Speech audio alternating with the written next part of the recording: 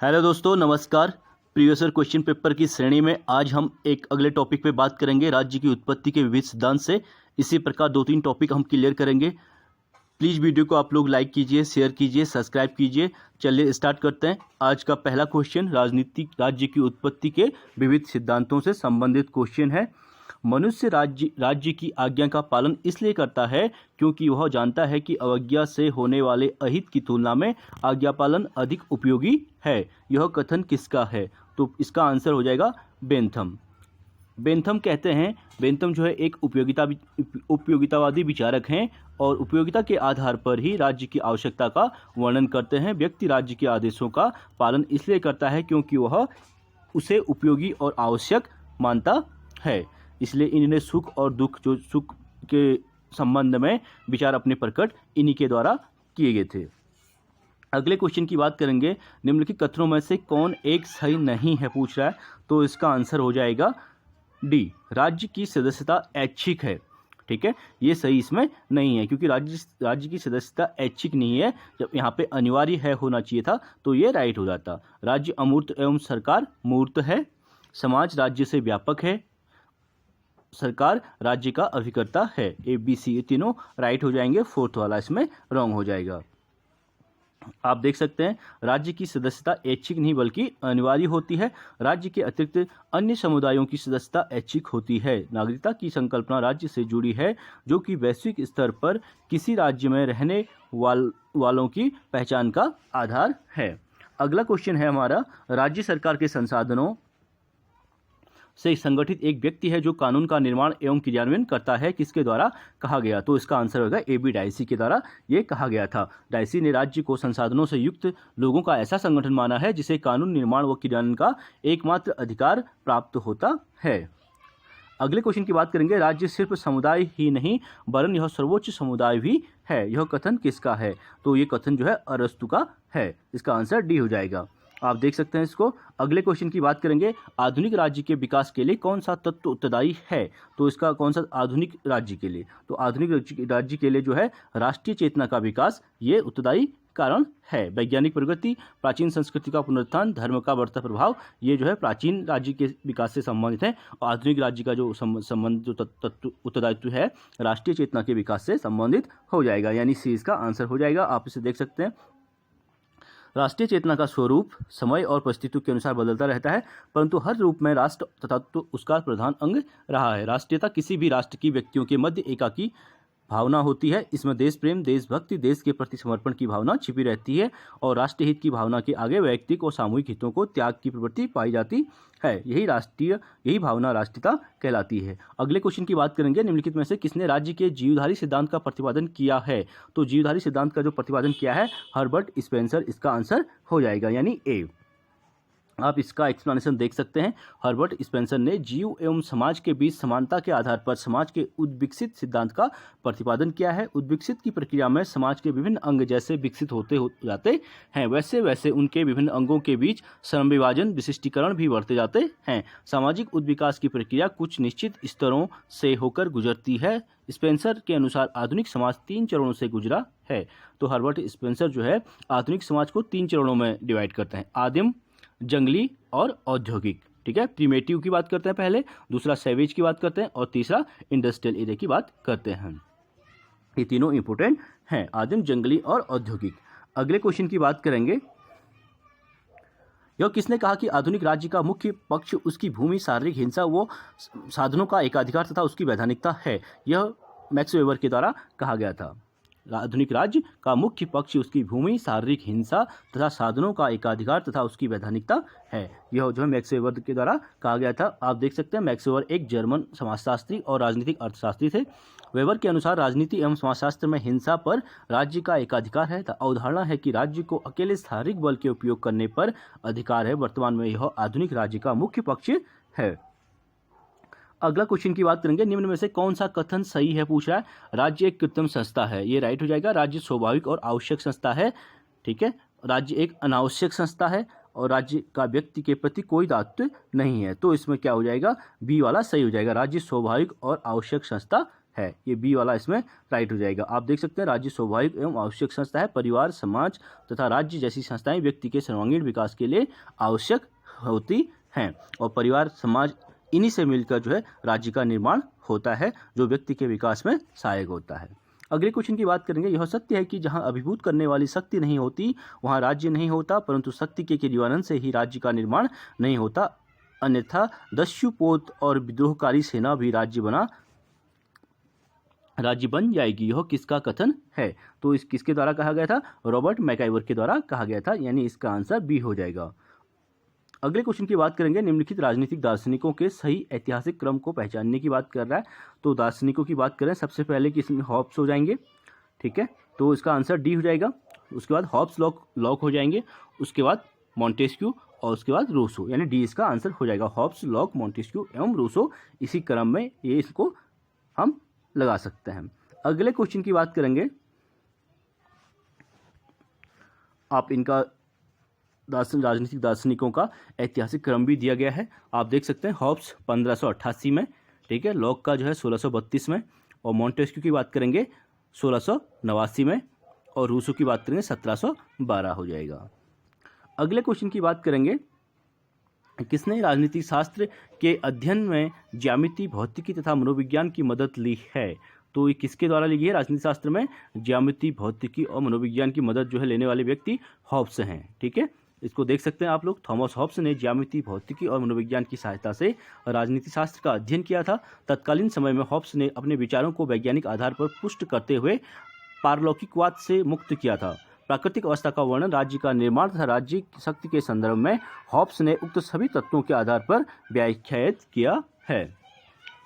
अगले क्वेश्चन की बात करेंगे। राजनीति के बिना इतिहास निष्फल है, इतिहास के बिना राजनीति निर्मूल है, यह कथन निम्नलिखित में से किसका है? यह क्वेश्चन जो है सीले का हो जाएगा। आप इसका एक्सप्लेनेशन देख सकते हैं। इतिहास में व्यक्ति, समाज और राज्य के भूतकालीन जीवन का लेखा जोखा होता है। राजनीति विज्ञान में राज्य के भूत, वर्तमान तथा भविष्य का अध्ययन होता है। इन दोनों के बीच संबंधों को दर्शाते हुए सीले ने कहा है कि राजनीति के बिना इतिहास निष्फल है और इतिहास के बिना राजनीति निर्मूल है। सीले पुनः कहते हैं, राजनीति उच्छृंखल हो जाती है यदि इतिहास द्वारा उसे उदार नहीं बनाया जाता तथा इतिहास कोरा साहित्य रह जाता है यदि राजनीति से उसका विच्छेद हो जाता है। यह सीले के द्वारा कहा गया था। अगले क्वेश्चन की बात करेंगे। किसने कहा इतिहास का राजनीति विज्ञान के बिना फल नहीं तथा राजनीति विज्ञान का इतिहास के बिना जड़ नहीं? यह सीले के द्वारा ही कहा गया था। इतिहास का राजनीति विज्ञान के बिना फल नहीं और राजनीति विज्ञान का इतिहास के बिना जड़ नहीं, ये सीले के द्वारा कहा गया था। अगले क्वेश्चन की बात करेंगे हम। नेक्स्ट क्वेश्चन है हमारा, इतिहास के बिना नागरिक शास्त्र जड़ विहीन है और नागरिक शास्त्र के बिना इतिहास फल विहीन है। यह कथन किसका हो जाएगा? सीले का हो जाएगा। मोस्ट इंपोर्टेंट, बार बार क्वेश्चन रिपीट हो रहा है, आप इसे देख सकते हैं। अगले क्वेश्चन की बात करेंगे। राज्य की उत्पत्ति के संबंध में ऐतिहासिक सिद्धांत प्रतिपादित किया गया था, तो किसके द्वारा? हेनरी मैन के द्वारा किया गया था। राज्य की उत्पत्ति के संबंध में जो ऐतिहासिक सिद्धांत प्रतिपादित किया था वो हेनरी मैन के द्वारा किया गया था। राज्य की उत्पत्ति के संबंध में ऐतिहासिक अथवा विकासवादी सिद्धांत का प्रतिपादन सर हेनरी मैन द्वारा किया गया था। उन्होंने अपनी पुस्तक, ठीक है, एसेंट लॉ 1861 में माना कि समाजों की उत्पत्ति परिस्थिति से संविदा स्टेटस ऑफ कॉन्ट्रैक्ट में हुई है, अर्थात प्रारंभिक समाज में मनुष्यों के सामाजिक संबंध परिस्थिति या स्थिर स्थिति से निर्धारित होते थे। इनके अनुसार सामाजिक संबंधों में एकता का प्रारंभिक बंधन रक्त संबंध ही था, जो राज्य के विकास के प्रमुख सहायक तत्व हैं। अन्य महत्वपूर्ण तत्व जो है इससे संबंधित आप देख सकते हैं इसको। हम अगले क्वेश्चन की बात करेंगे। जॉन लॉक और रूसो के सामाजिक संविदा सिद्धांत के संबंध में क्या सही है, पूछ रहा है।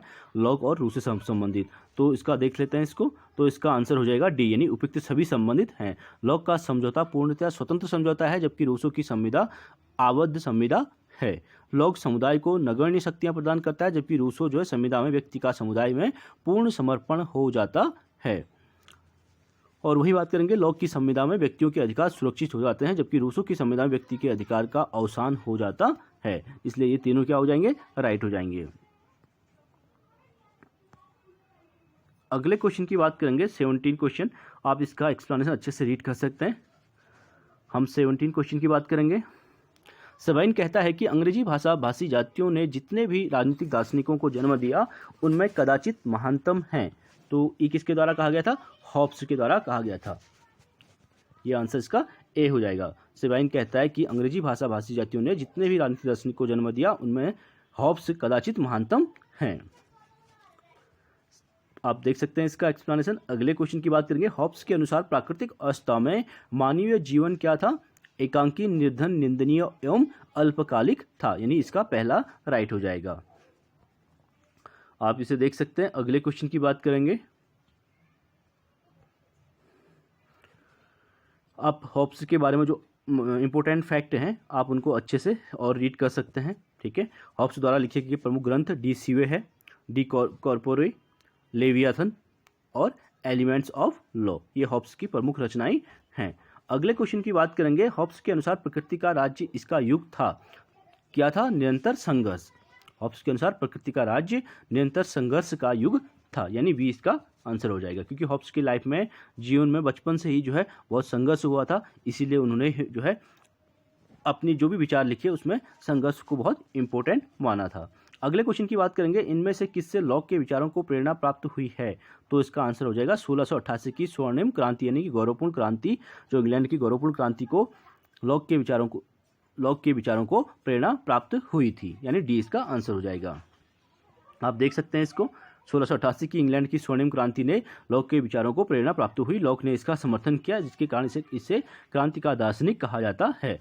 अन्य महत्वपूर्ण तथ्यों की बात करें, लॉक का सबसे प्रमुख ग्रंथ जो है टू ट्रीटीज ऑन गवर्नमेंट है। लॉक अपने विचारों के लिए द लॉ ऑफ इक्लेसियास्टिकल पॉलिटी के लेखक रिचार्ड हुकर के ऋणी थे। आप इसे देख सकते हैं अच्छे से, ठीक है। तो अगले क्वेश्चन की बात करेंगे।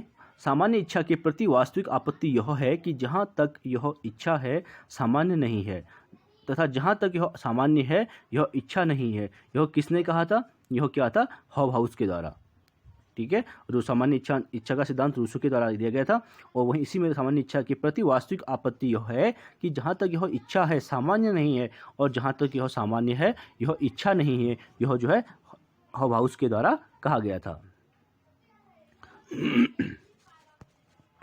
अगले क्वेश्चन की बात करेंगे।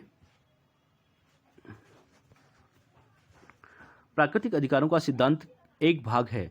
तो प्राकृतिक अधिकारों का जो सिद्धांत है किसका भाग है? सामाजिक समझौता सिद्धांत का भाग है, यानी इसका डी आंसर हो जाएगा। आप देख सकते हैं इसको एक्सप्लेनेशन। उसका पहले जो क्वेश्चन था हॉब्स से संबंधित, ठीक है। हॉबहाउस ने जो स्टेटमेंट दिया था रूसो के सामान्य इच्छा को अस्पष्ट और अव्यावहारिक बताते हुए एल.टी. हॉबहाउस ने टिप्पणी की है, ठीक है। इसीलिए रूसो के एल.टी. हॉबहाउस जो है रूसो के आलोचक हैं। टिप्पणी की है कि सामान्य इच्छा के प्रति वास्तविक आपत्ति यह है कि जहाँ तक यह सामान्य है यह इच्छा नहीं है, और जहाँ तक यह इच्छा है यह सामान्य नहीं, अर्थात यह तो या तो सामान्य है या इच्छा, यह दोनों नहीं हो सकती। वाहन ने भी रूसो पर अधिनायकवाद के पोषण का आरोप लगाते हुए कहा कि रूसो ने अपनी समष्टिवादी विचारधारा व्यक्ति को शून्य बना दिया है। ये क्वेश्चन हमारा हो चुका है प्राकृतिक अधिकारों का सिद्धांत से संबंधित, डी इसका आंसर हो जाएगा। आप इसको देख सकते हैं। प्राकृतिक अधिकारों का सिद्धांत सामाजिक समझौता सिद्धांत का भाग है। इस सिद्धांत के प्रबल समर्थक हॉब्स, लॉक और रूसो हैं। इनके अनुसार राज्य लोगों के द्वारा किए गए समझौते सामाजिक समझौते का फल हैं। समझौता करने से पूर्व लोग प्राकृतिक अवस्था में रहते थे। प्राकृतिक अवस्था के दौरान लोगों के पास प्राकृतिक अधिकार थे। लॉक ने 3 प्राकृतिक अधिकारों का वर्णन किया है, जिसमें जीवन, स्वतंत्रता और संपत्ति सम्मिलित है। हॉब्स ने आत्मरक्षा के अधिकार को वरीयता दी है।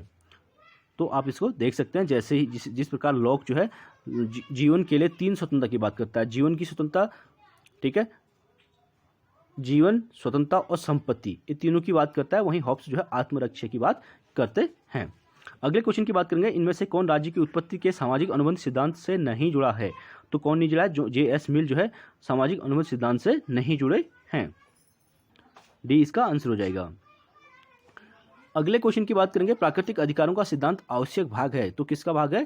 प्राकृतिक अधिकारों का सिद्धांत जो सामाजिक समझौते के सिद्धांत का भाग है, इसका बी आंसर हो जाएगा। अगले क्वेश्चन की बात करेंगे। निम्न सिद्धांतों में से किसके अनुसार राज्य की स्थापना जनता की इच्छा से हुई है? तो इसका आंसर हो जाएगा 25 की बात करेंगे सामाजिक समझौते के सिद्धांत से। अगला क्वेश्चन है, निम्न में से कौन सामाजिक संविदा के सिद्धांत से संबंध है? फिर इसका सामाजिक संविदा सिद्धांत से संबंध कौन है? लॉक। हॉब्स, लॉक, रूसो तीनों सम्मिलित हैं। यहाँ पे हॉब भी नहीं है, ठीक है, हॉब्स नहीं है और लॉक है, तो और रूसो भी नहीं है, तो हम लॉक को राइट मानेंगे। अगले क्वेश्चन की बात करेंगे, निम्न में से किस विचारक ने सामाजिक समझौते के सिद्धांत की आलोचना नहीं की? तो उसका आंसर हो जाए राइट ने। कार्ल मार्क्स के द्वारा की गई थी, वाहन के द्वारा की गई थी, और टी.एच. ग्रीन जो आदर्शवादी विचारक हैं उनके द्वारा भी की गई थी, लेकिन राइट के द्वारा नहीं की गई थी। अगला क्वेश्चन की बात करेंगे, सामाजिक संविदा सिद्धांत के अनुसार राज्य एक मानवकृत संस्था है। तो सामाजिक संविदा सिद्धांत मानता है कि राज्य एक मानवकृत संस्था है, अर्थात सभी इंसानों से, समाज से, मानव से मिलकर एक राज्य का निर्माण होता है। एक समझौते के तहत राज्य का निर्माण होता है। अगले क्वेश्चन की बात करेंगे, आप इसे देख सकते हैं, सामाजिक संविदा सिद्धांत में यह कल्पना की गई है कि राज्य का निर्माण सब मनुष्यों से मिलकर सबके हितों की पूर्ति हेतु किया गया है। यह सिद्धांत उदारवाद एवं यंत्रीय सिद्धांत के साथ निकट से जुड़ा है। इस सिद्धांत के प्रमुख समर्थक थॉमस हॉब्स, जॉन लॉक एवं रूसो हैं। अगले क्वेश्चन की बात करेंगे, सामाजिक अनुबंध सिद्धांत इस पर आधारित है, किस पर? व्यक्तिवाद पर आधारित है। तो इन्होंने ज़्यादा जो है प्राथमिकता व्यक्तिवाद को दी थी, इसलिए सामाजिक अनुबंध सिद्धांत व्यक्तिवाद का समर्थन करता है। अगले क्वेश्चन की बात करेंगे, निम्नलिखित में से कौन आत्मरक्षा के अधिकार को व्यक्ति का प्राकृतिक अधिकार मानता है? तो इसका आंसर हॉब्स हो जाएगा। ठीक है, आत्मरक्षा के अधिकार को हॉब्स जो है प्राकृतिक अधिकार मानते हैं। वहीं लॉक जो है जीवन स्वतंत्रता, और तीसरा क्या था? जीवन स्वतंत्रता, और अभी बताया था आप लोगों को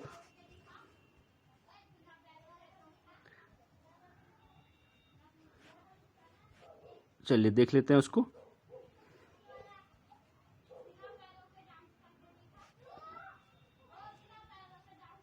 जीवन स्वतंत्रता और संपत्ति यानी वेल्थ, ये तीनों को जो है सम्मिलित करता है लॉक के द्वारा। वहीं हॉब्स जो है आत्मरक्षा के अधिकार को प्रमुख मानते हैं। अगले क्वेश्चन की बात करेंगे, आप इसका एक्सप्लेनेशन रीड कर सकते हैं।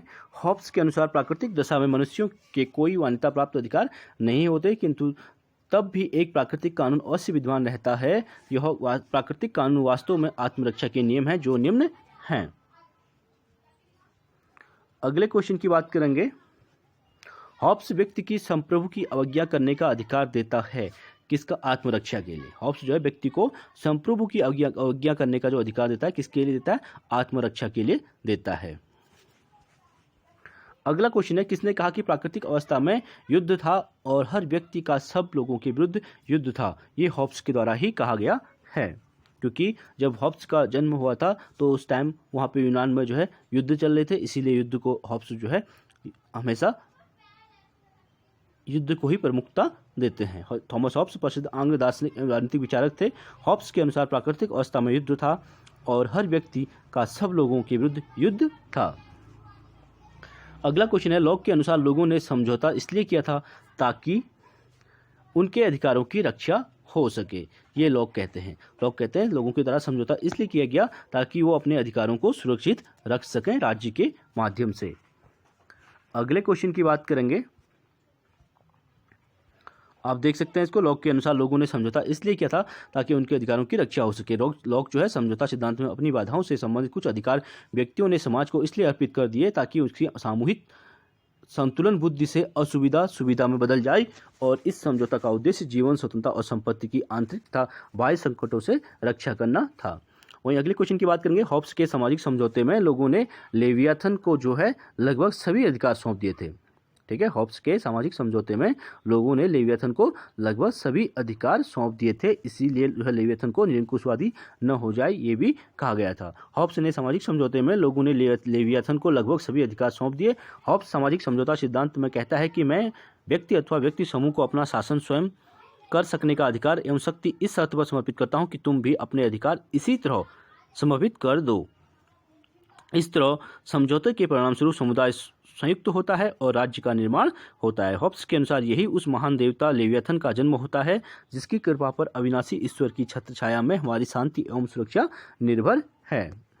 अगले क्वेश्चन की बात करेंगे, प्रत्येक व्यक्ति सबके हाथों में अपने को समर्पित करते हुए किसी के भी हाथों में अपने को समर्पित नहीं करता। यह कथन किसके द्वारा कहा गया है? तो इसका आंसर जो है रूसो हो जाएगा।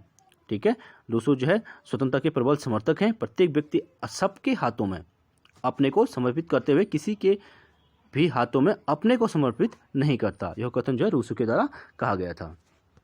रूसो ने सामान्य इच्छा के विषय में कहा था कि प्रत्येक व्यक्ति सबके हाथों में अपने को समर्पित करते हुए किसी के भी हाथों में अपने को समर्पित नहीं करता है। अगले क्वेश्चन की बात करेंगे। सामाजिक संविदा का सिद्धांत मुख्य रूप से यह कार्य करने का प्रयत्न करता है। कौन सा कार्य करता है सामाजिक संविदा सिद्धांत? राजनीतिक बाध्यता के आधार पर व्याख्या करना, यानी बी इसका आंसर हो जाएगा।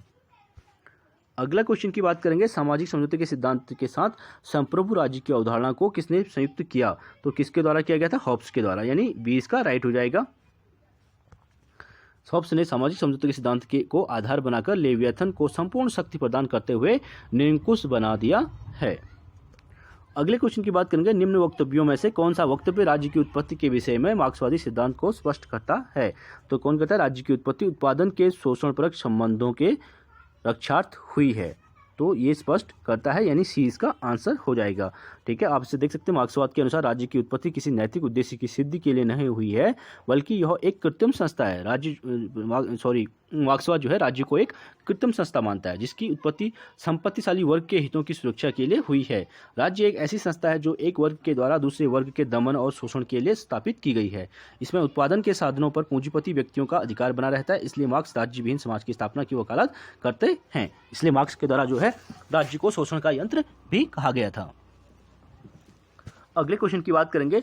वर्तमान समय में राज्य की उत्पत्ति का कौन सा सिद्धांत सबसे अधिक मान्य है? ठीक है, तो वहीं बात करेंगे तो इसका आंसर हो जाएगा ऐतिहासिक सिद्धांत जो है वर्तमान समय में राज्य की उत्पत्ति का कौन सा सिद्धांत सबसे अधिक मान्य है? तो ऐतिहासिक सिद्धांत वर्तमान समय में राज्य की उत्पत्ति का सबसे मान्य सिद्धांत है। अगला क्वेश्चन है, फिर वही क्वेश्चन पूछ रहा है, इसे देख लेते हैं। राज्य की उत्पत्ति के किस सिद्धांत ने राज्य को एक क्रमिक विकास का परिणाम माना है? क्रमिक विकास का जो परिणाम माना है ऐतिहासिक तथा विकासवादी सिद्धांत। अगला क्वेश्चन की बात करेंगे। राज्य की उत्पत्ति के नीचे दिए गए किस सिद्धांत को सर्वोत्तम माना गया है? तो सर्वोत्तम जो है इसमें विकासवादी सिद्धांत सी होना चाहिए। इसका आंसर सी राइट हो जाएगा, विकासवादी सिद्धांत। अगले क्वेश्चन की बात करेंगे। राज्य की उत्पत्ति के संबंध में कौन सा सिद्धांत सर्वमान्य है? तो इसमें भी विकासवादी सिद्धांत होना चाहिए, यानी सी इसका आंसर हो गया। ठीक है, अगले क्वेश्चन की बात करेंगे। राज्य की उत्पत्ति का सबसे सही सिद्धांत है तो विकासवादी सिद्धांत। मोस्ट इंपोर्टेंट 3 बार क्वेश्चन रिपीट हुआ है, लगातार टीजीटी पीजीटी में आया हुआ क्वेश्चन है।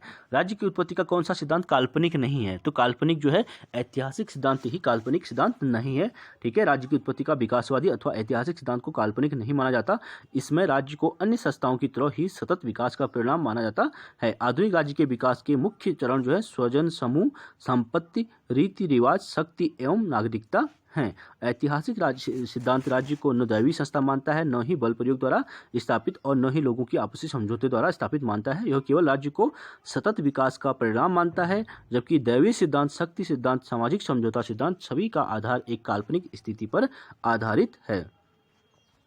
अगले क्वेश्चन की बात करेंगे। राज्य की उत्पत्ति के सामाजिक अनुबंध सिद्धांत की विवेचना में जॉन लॉक ने समर्थन किया है। जॉन लॉक ने सीमित राजतंत्र की अवधारणा का समर्थन किया है, यानी ए इसका आंसर हो जाएगा। चलिए लॉक को रीड करते हैं। जॉन लॉक ने जिस सामाजिक अनुबंध का विवेचन किया है उसमें नागरिकों द्वारा राज्य को केवल उन्हीं अधिकारों को सौंपने का समर्थन करता है जिसमें कुछ अव्यवस्था उत्पन्न होने का खतरा है। शेष अधिकार जो यह प्राकृतिक अवस्था में उपभोग करता है उसके पास ही रहते हैं, अतः वह निरंकुश राजतंत्र की अवधारणा का समर्थन न करते हुए सीमित राजतंत्र का समर्थक बन गया है। अगले क्वेश्चन की बात करेंगे। लॉक ने सामाजिक समझौते के सिद्धांत का उपयोग किया है उदार लोकतांत्रिक राज्य को न्यायसंगत ठहराने के लिए। ठीक है, लॉक जो है सामाजिक समझौते का सिद्धांत का उपयोग इसलिए करते हैं ताकि उदार लोकतांत्रिक राज्य को न्यायसंगत ठहराया जा सके। अगले क्वेश्चन की बात करेंगे, आप देख सकते हैं इसको। लॉक सामाजिक अनुबंध का सिद्धांत दासता का पट्टा न होकर स्वतंत्रता का अधिकार पत्र है। उसने राज्य को ट्रस्ट की संज्ञा दी है। जॉन लॉक के द्वारा राज्य को एक ट्रस्ट की संज्ञा दी गई है। ट्रस्ट का तात्पर्य है कि समझौते के अंतर्गत किए गए अनुबंध को मानना। यदि राज्य ट्रस्ट का उल्लंघन करता है तो नागरिकों को विरोध का अधिकार है। इस प्रकार वह उदार लोकतांत्रिक राज्य को न्यायसंगत ठहराने के लिए सामाजिक समझौते के सिद्धांत का उपयोग किया है। वही अगले क्वेश्चन की बात करेंगे। राज्य की उत्पत्ति के संबंध में मनु ने कौन सा सिद्धांत स्वीकार किया था? तो मनु के द्वारा दैवीय सिद्धांत को स्वीकार किया गया था, यानी पहला इसका राइट हो जाएगा। मनु द्वारा रचित मनुस्मृति में कहा गया कि जब इस लोक में अराजकता फैल जाने के कारण सब लोग डर के मारे इधर उधर भागने लगे, तब इन सबकी रक्षा के लिए प्रभु ने राज्य का सृजन किया। मनु ने अतिरिक्त भारतीय राजनीति दर्शन में अनेक विचारकों ने भी इस सिद्धांत को स्वीकार किया है। स्वीकार किया है। इसलिए मनु जो है राज्य को ही प्राथमिकता देते हैं। ठीक है, राज्य को ईश्वर का रूप कहते हैं। अगले क्वेश्चन की बात करेंगे, निम्नलिखित में से कौन सा राज्य की उत्पत्ति की सही व्याख्या करता है? तो अपने सीमित रूप में उपयुक्त सभी करते हैं। राज्य का दैवी सिद्धांत, ठीक है, समझौता सिद्धांत और विकासवादी सिद्धांत। अगला क्वेश्चन है, निम्नलिखित में से कौन सा सिद्धांत राज्य की उत्पत्ति की सही व्याख्या करता है? तो इसमें भी सभी इनमें डी यानी सभी राइट हो जाएंगे। ठीक है, सीमित मात्रा में थोड़ा थोड़ा सभी करते हैं। सामाजिक संविदा का लेखक कौन है? तो सामाजिक संविदा जो है रूसो के द्वारा लिखी गई थी। द सोशल कॉन्ट्रैक्ट यानी सामाजिक संविदा की रचना 1762 में तत्कालीन फ्रांसीसी लेखक रूसो ने फ्रेंच भाषा में की थी। इस पुस्तक का दूसरा नाम प्रिंसिपल ऑफ पॉलिटिकल राइट भी है। इस पुस्तक में रूसो ने राज्य की उत्पत्ति की व्याख्या की है। इस पुस्तक की शुरुआत मनुष्य जन्म से स्वतंत्र किंतु बेड़ियों में जकड़ा हुआ है शब्दों से हुई है। सोशल कॉन्ट्रैक्ट पुस्तक ने फ्रांस में राजनीतिक सुधारों के लिए हुई क्रांति में लोगों को प्रेरणा का कार्य किया था। रूसो इस देश का रहने वाला था, तो इसका आंसर हो जाएगा फ्रांस। रूसो जो है फ्रांस देश के रहने वाले थे। अगले क्वेश्चन की बात करेंगे, प्राकृतिक अवस्था वाले मनुष्य को आदर्श बर्बर की संज्ञा किसने दी? तो इसका आंसर भी रूसो हो जाएगा। ठीक है, रूसो का मानना है कि आदिम मनुष्य का स्वभाव लगभग पशुतुल्य निष्पाप और स्वाभाविक रूप से निर्दोष था। वह नैतिकता के विचारों से रहित और सहज भावना से काम करने वाला बुद्धिहीन प्राणी था। उसी के शब्दों में वह एक आदर्श बर्बर यानी नोबल सेवेज था। अगले क्वेश्चन की बात करेंगे, रूसो की सामान्य इच्छा का मतलब यह है कि, तो 53 क्वेश्चन का आंसर हो जाएगा सी। उत्कृष्ट सार्वभौमिक इच्छा किसी व्यक्ति की भी हो सकती है जिसका उद्देश्य समुदाय या समुदाय का सामान्य हित हो। रूसो की सामान्य इच्छा का लक्ष्य है कि समुदाय का कल्याण। यह एक व्यक्ति की इच्छा हो सकती है या अनेक व्यक्तियों की इच्छा का योग भी हो सकती है। अगले क्वेश्चन की बात करेंगे, रूसो की सामान्य इच्छा संकल्प के संबंध में कौन सा कथन सही नहीं है कह रहा है? तो इसका जो है यह सबकी इच्छा है, ये सही नहीं है। ठीक है, यह राज्य में कानून का स्रोत है, ये सही है। यह सदैव जनहित में होती है, ये भी सही है। यह सदैव सही होती है, ये भी सही है। यह सबकी इच्छा है, ये सही नहीं है। ठीक है, ये सबकी इच्छा हो भी सकती है और नहीं भी हो सकती है। तो इसी में कहा गया है प्रश्न विकल्पों में सी सही है। सामान्य इच्छा संप्रभुता संपन्न होने की वजह से कानून का मुख्य स्रोत भी है, साथ ही जन कल्याणकारी एवं सदैव सही होती है। सामान्य इच्छा का सिद्धांत किसने प्रतिपादित किया था? तो सामान्य इच्छा का सिद्धांत जो है रूसो के द्वारा दिया गया था, आप इसे देख सकते हैं। अगले क्वेश्चन की बात करेंगे, मनुष्य स्वतंत्र पैदा हुआ है किंतु वह सर्वत्र जंजीरों में बंधा हुआ है। इस वाक्य से रूसो का आशय क्या है? तो इस वाक्य का मतलब है इन श्रृंखलाओं को तोड़ दिया जाए, अर्थात मनुष्य को स्वतंत्र कर दिया जाए, यानी 20 में राइट हो जाएगा। आप इसे देख सकते हैं, मनुष्य स्वतंत्र पैदा हुआ है किंतु वह सर्वत्र जंजीरों में बंधा हुआ है। इस वाक्य में रूसो का तात्पर्य कि मनुष्य जो प्राकृतिक दशा में तो स्वतंत्र था, परंतु कालांतर में सभ्यता का विकास हुआ जिससे मनुष्य की स्वतंत्रता को छीनकर उसे बंधनों में जकड़ दिया। अतः यदि हमें सभ्य समाज में स्वतंत्रता को वापस लाना है तो हमें प्राकृतिक दशा की ओर लौट चलना चाहिए, अर्थात इन श्रृंखलाओं को तोड़ दिया जाए। ये रूसो के द्वारा कहा गया था। रूसो के द्वारा जो प्राकृतिक अवस्था थी, जो प्राचीन सभ्यता थी, उसमें मनुष्य को हो सही एवं सीधा साधा बताया गया है। अर्थात जब राज्य बना और ये जब सभी चीज़ें कानून बना तो इसने जो है मनुष्य को अनैतिक और दुराचारी बना दिया है। तो रूसो यही मानते हैं कि मनुष्य जो है प्राकृतिक अवस्था में ही सीधा साधा या सही था। अगले क्वेश्चन की बात करें, किसने कहा मनुष्य स्वतंत्र जन्म लेता है फिर भी वह हर जगह बेड़ियों में जकड़ा हुआ है? तो इसका आंसर रूसो हो जाएगा। अगले क्वेश्चन की बात करें, किसने कहा कि आदमी जन्म के वक्त आज़ाद है और बाद में हर जगह जंजीरों में जकड़ा हुआ है? ये भी कोटेशन जो है रूसो के द्वारा दी गई थी। थोड़ा सा क्वेश्चन घुमा के दिया गया है। अगले क्वेश्चन की बात करेंगे, व्यक्ति स्वतंत्र जन्म लेता है परंतु वह हर जगह बेड़ियों में जकड़ा हुआ है, यह किसने कहा था? यह रूसो के द्वारा, जे रूसो के द्वारा, जॉन जैक्स रूसो के द्वारा कहा गया था, यानी इसका आंसर भी डी हो जाएगा। अगला क्वेश्चन है, फिर वही रिपीट हो रहा है। देखिए, लगातार 4 बार पूछा गया क्वेश्चन है टीजीटी पीजीटी में। मनुष्य स्वतंत्र रूप से जन्म लेता है किंतु पग पग पर जंजीरों से जकड़ा हुआ, यह कथन किस विचारक का है? यह रूसो का हो जाएगा। अगले क्वेश्चन की बात करें, किसी राजनीतिक चिंतक ने अपनी आत्मकथा में लिखा कि उसकी मां ने जुड़वा बच्चों को जन्म दिया, स्वयं उसे था डर। ठीक है, ये थॉमस हॉब्स के द्वारा कहा गया था, यानी बी इसका आंसर होना चाहिए। बिल्कुल ठीक है, तो इसका आंसर बी हो जाएगा, यानी थॉमस हॉब्स ने कहा था। थॉमस हॉब्स प्रसिद्ध आंग्ल दार्शनिक एवं राजनीतिक विचारक थे। उन्होंने अपनी आत्मकथा में लिखा कि उसकी मां ने जुड़वा बच्चों को जन्म दिया, स्वयं उसे डर था।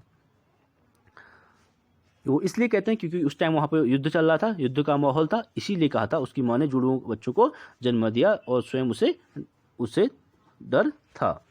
किसने रूसो के सामान्य इच्छा के सिद्धांत एवं सामाजिक अनुबंध के नैतिक महत्व को अनुबंध के आध्यात्मिक सिद्धांत में विकसित किया था? ये इमैनुअल कांट के द्वारा किया गया था। कांट रूसो की सामान्य इच्छा के सिद्धांत में आस्था रखता है। वह केवल उन्हीं व्यक्तियों को स्वतंत्र मानता है जो नैतिक रूप से स्वतंत्र हो। नैतिक स्वतंत्रता इस बात में निहित है कि शुभ इच्छा के अनुसार कार्य किया जाए। अगले क्वेश्चन की बात करेंगे, किसने सामाजिक संविदा सिद्धांत की घटिया इतिहास, घटिया दर्शन तथा घटिया विधि के रूप में आलोचना की थी? वो की थी सर हेनरी मैन के द्वारा। ठीक है, सर हेनरी मैन राज्य की उत्पत्ति के समझौता सिद्धांत या संविदा सिद्धांत के आलोचक थे। उन्होंने इस सिद्धांत की घटिया इतिहास, घटिया दर्शन और घटिया विधि के रूप में आलोचना की है। किसके द्वारा की गई है? सर हेनरी मैन के द्वारा की गई है। निम्न में से किसमें राज्य की उत्पत्ति के ऐतिहासिक सिद्धांत के तत्व पाए जाते हैं? तो इसका आंसर रक्त संबंध, धर्म, युद्ध, राजनीतिक चेतना, यानी पहला इसका राइट हो जाएगा। अगले क्वेश्चन की बात करेंगे, आप इसको अच्छे से रीड कर सकते हैं। ठीक है, राज्य की उत्पत्ति के ऐतिहासिक समझौते के समर्थक मैकाइवर हैं। राज्य के दैवी सिद्धांत के प्रमुख समर्थक में Jellinek, Gilchrist, Plutarch, Robert Filmer, Louis चौदहवां और जेम्स प्रथम तथा सेंट एम्ब्रोज हैं। और राज्य उत्पत्ति के सामाजिक समझौता सिद्धांत के प्रबल समर्थक जो है हॉब्स, लॉक एवं रूसो हैं। और गिलक्राइस्ट के अनुसार राज्य के निर्माण के सभी तत्वों की तह में, जिनमें रक्त संबंध एवं धर्म भी शामिल हैं, और राजनीतिक चेतना ही सबसे प्रमुख तत्व है। अगला क्वेश्चन है, राज्य के विकास में कौन से तत्व सहायक रहे हैं? तो कौन से रहे हैं? डी, उपयुक्त सभी हैं। राज्य के विकास में रक्त संबंध भी रहा है, मनुष्य की सहज सामाजिक प्रवृत्ति भी रही है और आर्थिक गतिविधियां भी रही है। वहीं अगले क्वेश्चन की बात करेंगे, राज्य के विकास में मुख्य भूमिका के द्वारा निभाई गई है। तो कौन सी? रक्त संबंध, धर्म, शक्ति, राजनीतिक चेतना और आर्थिक गतिविधियां, यानी ये सभी भूमिका निभाई गई है। अगले क्वेश्चन की बात करेंगे, राज्य की उत्पत्ति का दैवी सिद्धांत किसने प्रतिपादित किया था? तो राज्य की उत्पत्ति का दैवी सिद्धांत जो है किसके द्वारा दिया गया था? जेम्स प्रथम के द्वारा, यानी सी इसका राइट आंसर हो जाएगा। आप देख सकते हैं राज्य की उत्पत्ति के दैवी सिद्धांत का प्रबल समर्थक 17वीं सदी में स्टुअर्ट राजा जेम्स प्रथम द्वारा अपनी पुस्तक लॉ ऑफ मोनार्की में किया गया। जेम्स प्रथम के अनुसार राजा लोग पृथ्वी पर ईश्वर की जीवित प्रतिमाएं हैं। दैवीय उत्पत्ति का सिद्धांत सबसे प्राचीन है। इसके अनुसार राज्य मानवीय नहीं वरन ईश्वर द्वारा स्थापित एक दैवीय संस्था है। इसीलिए विविध धर्मग्रंथों में भी इसी सिद्धांत का समर्थन किया गया है। यहूदी धर्म की प्रसिद्ध पुस्तक ओल्ड टेस्टामेंट, महाभारत, मनुस्मृति सभी में इसका उल्लेख है। सेंट ऑगस्टाइन और पोप ग्रेगरी द्वारा भी इस सिद्धांत का समर्थन किया गया है। अन्य महत्वपूर्ण फैक्ट की बात करेंगे, जेलिनेक लिखते हैं कि दैवीय अधिकार सिद्धांत सबसे प्राचीन है। इस सिद्धांत के अनुसार राज्य ईश्वर द्वारा प्रत्यक्ष अप्रत्यक्ष रूप से रचा गया है, इसलिए राज्य मानवीय संस्था न होकर दैवीय संस्था है।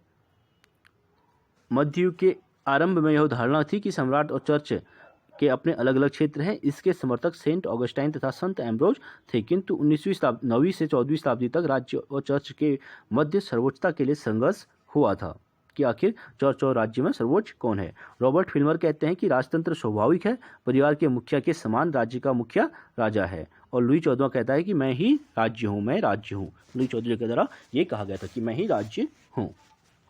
अगले क्वेश्चन की बात करेंगे, राज्य की उत्पत्ति का सबसे प्राचीन सिद्धांत कौन सा है? तो सबसे प्राचीन की बात करेंगे दैवीय उत्पत्ति का सिद्धांत, यानी ए इसमें राइट हो जाएगा। अगले क्वेश्चन की बात करेंगे, मनु राज्य की उत्पत्ति के किस सिद्धांत के समर्थक थे? मनु भी दैवीय सिद्धांत के समर्थक थे, यानी पहला इसमें राइट हो जाएगा, क्योंकि राज्य से संबंधित थे, इसलिए राज्य में दैवीय सिद्धांत को ही प्रमुखता उनके द्वारा दी गई थी।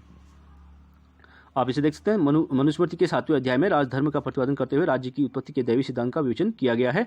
मनु के अनुसार जब पृथ्वी पर सर्वत्र अराजकता का बोलबाला था, सभी लोग दुखी अवस्था में थे, कोई भी व्यक्ति अपने कर्तव्य का पालन करने की स्थिति में नहीं था। ऐसी स्थिति में ईश्वर ने सृष्टि की रक्षा के लिए राजा की व्यवस्था की थी, इसलिए मनु के द्वारा राजा को ईश्वर का दर्जा दिया गया है। मनु का राज्य की उत्पत्ति का सिद्धांत आधारित है, किस पर आधारित? दैवी सिद्धांत पर ही आधारित है। अगले क्वेश्चन की बात करेंगे, कौटिल्य ने राज्य के दैवी सिद्धांत में कितने देवता हैं? कौटिल्य के राज्य के दैवी सिद्धांत में कितने देवता हैं? तो इसका आंसर जो है नहीं दिया गया है। सामान्य कौटिल्य को राज्य की उत्पत्ति के समझौतावादी सिद्धांत का समर्थक माना जाता है। जिस प्रकार मनु ने राजा के 8 देवताओं के अंशों से निर्मित माना है, उसी प्रकार कौटिल्य ने राज्य या राजा के निर्माण में दैवी भूमिका को नहीं माना है। तो कौटिल्य ने दैवी भूमिका को नहीं माना है। मनु के विराट पुरुष की अवधारणा में राजा के पास कितने देवताओं की शक्ति होती है? तो इसका आंसर हो जाएगा डी, यानी 8 राजाओं की शक्ति होती है। मनु के अनुसार राजा की रचना 8 देवताओं के उत्कृष्ट अंशों से लेकर अंशों को लेकर की गई है। राजा में सूर्य, यम, कुबेर, इंद्र, वरुण, पवन, चंद्र और अग्नि की शक्तियों और तत्वों का समावेश होता है। राजधर्म सिद्धांत मनु द्वारा दिया गया था, जिसमें राजा को राज्य के प्रति दैवीय स्वरूप प्रदान किया गया था। अगले क्वेश्चन की बात करेंगे, राजधर्म का सिद्धांत किसके द्वारा दिया गया था? तो आंसर हो जाए मनु के द्वारा राजधर्म का सिद्धांत दिया गया था। नेक्स्ट क्वेश्चन की बात करेंगे, राज्य की उत्पत्ति का दैवी सिद्धांत नहीं मानता है। किसको नहीं मानता है? वो मानता है राज्य सरकार और वास्तव में सभी संस्थाएं मानवीय चेतना की परिणाम है और वे ऐसी कृतियां जो मानव के नैतिक उद्देश्यों को समझने के फलस्वरूप उत्पन्न हुई हैं, ये इसको नहीं मानता है। आप इसका एक्सप्लेनेशन अच्छे से देख सकते हैं, महत्वपूर्ण फैक्टर भी देख सकते हैं। हम अगले क्वेश्चन की बात करेंगे, दैवी उत्पत्ति का सिद्धांत सीधे लोकतांत्रिक विचार के विरोध पर स्थित रहता है और दैवी उत्पत्ति का सिद्धांत राज्य की उत्पत्ति की व्याख्या में सामान्य सहमति की भूमिका को निरस्त करता है। इसमें ए और आर दोनों राइट हो जाएंगे और उसकी व्याख्या भी सही है। राज्य की उत्पत्ति का दैवी सिद्धांत क्या है? धर्म को राजनीति से मिलाता है। ठीक है, ए इसमें राइट हो जाएगा। राज्य की उत्पत्ति का दैवी सिद्धांत धर्म को राजनीति से मिलाता है। इस सिद्धांत में की धार्मिक ग्रंथों में स्पष्ट रूप से अभिव्यक्ति मिलती है। ईसाई, मुसलमान, हिंदू, यहूदी और विश्व के सभी धर्मों के लोग इस मत को मानते हैं कि राजनीतिक सत्ता का मूल दैवीय वरदान है। इस प्रकार की धार्मिक मान्यता ने राजा के पद को पवित्र बना दिया, जो एक प्रकार से ईश्वर का प्रतिनिधि बन गया। वह सर्वशक्तिमान संपन्न हो गया और अपने जाने या अनजाने में किए सभी कृत्यों के लिए केवल ईश्वर के प्रति उत्तरदायी माना गया। ऐसा माना जाने लगा कि राजा के प्रति विद्रोह ईश्वर के प्रति विद्रोह है और जो ऐसा करेगा उसे मृत्यु मिलेगी। जेम्स प्रथम ने इसे और स्पष्टता प्रदान करते हुए कहा कि राजा लोग पृथ्वी पर ईश्वर की जीवित प्रतिमाएं हैं। ये जेम्स प्रथम के द्वारा कहा गया कि राजा लोग पृथ्वी पर ईश्वर की जीवित प्रतिमाएं हैं। अगले क्वेश्चन की बात करेंगे, राजनीतिक चेतना राज्य की उत्पत्ति के सिद्धांत का एक कारक है। यह किस सिद्धांत से संबंधित है? तो ये विकासवादी सिद्धांत से संबंधित है। इसका आंसर डी हो जाएगा। आप देख सकते हैं इसको, राज्य की उत्पत्ति का विकासवादी सिद्धांत वर्तमान समय में सर्वाधिक मान्य सिद्धांत है। इसके अनुसार राज्य क्रमिक रूप से विकास का परिणाम है। इसके विकास में अनेक कारकों तथा रक्त संबंध, मनुष्य की स्वाभाविक सामाजिक प्रवृत्तियां, धर्म, शक्ति, राजनीतिक चेतना आदि ने योगदान दिया है, परंतु राज्य के विकास में राजनीतिक चेतना सर्वाधिक महत्वपूर्ण कारक है। वहीं गिलक्राइस्ट लिखते हैं कि राज्य के निर्माण के सभी तत्वों के तह में जिनके रक्त संबंध व धर्म सम्मिलित हैं, राजनीतिक चेतना है जो सबसे मुख्य तत्व है।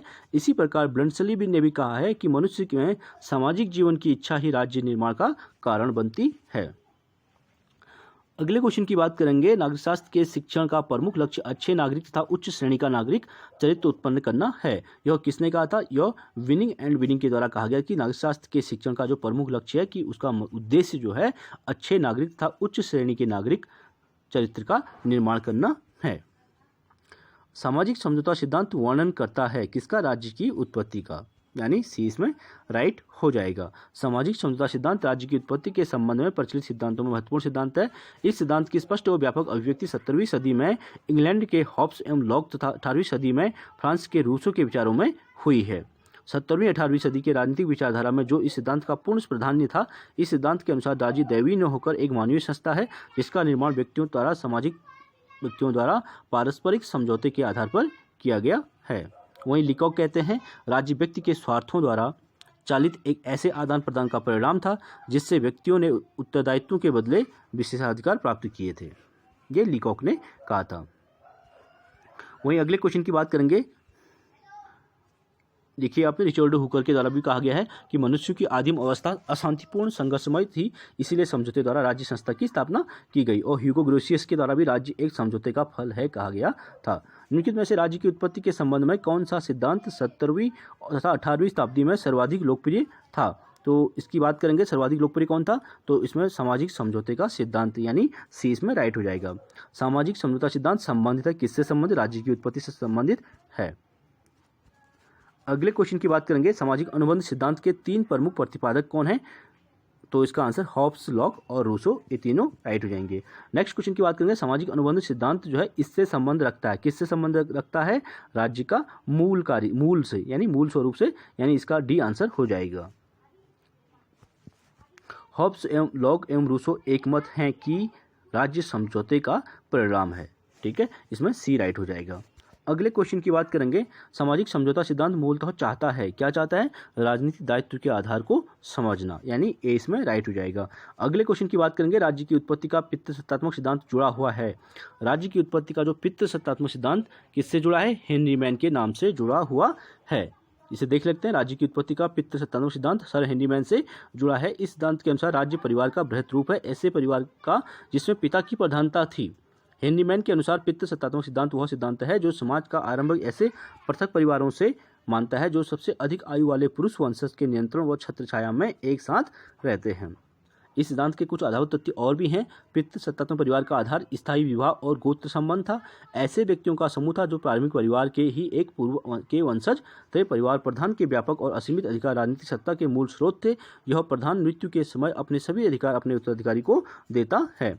पितृसत्तात्मक सिद्धांत का कौन प्रबल समर्थक था? तो प्रबल समर्थक की जहाँ बात आएगी तो इसका हेनरी मैन, यानी ए इसका आंसर हो जाएगा। अगले क्वेश्चन की बात करेंगे। सूची 1 को सूची 2 से मिलाने की बात कर रहा है, इसे देख लेते हैं। ठीक है, हॉब्स के द्वारा लेवियाथन लिखी गई थी। रॉबर्ट फिल्मर के द्वारा हेनरी मैन होना चाहिए, यहाँ पे पितृसत्तात्मक का संबंध है। ठीक है, रूसो का इमाइल बुक लिखी गई थी। और जॉन लॉक की बात करेंगे, सिविल सरकार पर 2 ट्रीटीज बुक उनके द्वारा जॉन लॉक के द्वारा लिखी गई थी। अगले क्वेश्चन की बात करेंगे। राज्य ही नगर था और चर्च भी। ठीक है, राज्य ही नगर था और चर्च भी। यह वाक्य किस अवस्था का विवरण देता है? यूनानी नगरों का। ठीक है, इसका आंसर सी हो जाएगा, क्योंकि राज्य ही नगर था और चर्च भी, यह वाक्य जो है यूनानी नगरों के विषय में रोमन शासकों द्वारा कहा गया था कि राज्य ही नगर है और चर्च भी। तो चलिए फ्रेंड्स, आज के लिए इतना काफ़ी है। बाकी नेक्स्ट वीडियो में करेंगे संप्रभुता से संबंधित क्वेश्चनों को लेकर आएंगे। प्लीज़ आप लोग वीडियो को लाइक कीजिए, शेयर कीजिए, सब्सक्राइब कीजिए, ताकि हमें मोटिवेशन मिले और इसी प्रकार आप लोगों के लिए वीडियो लाते रहें। चलिए friends, thank you so much.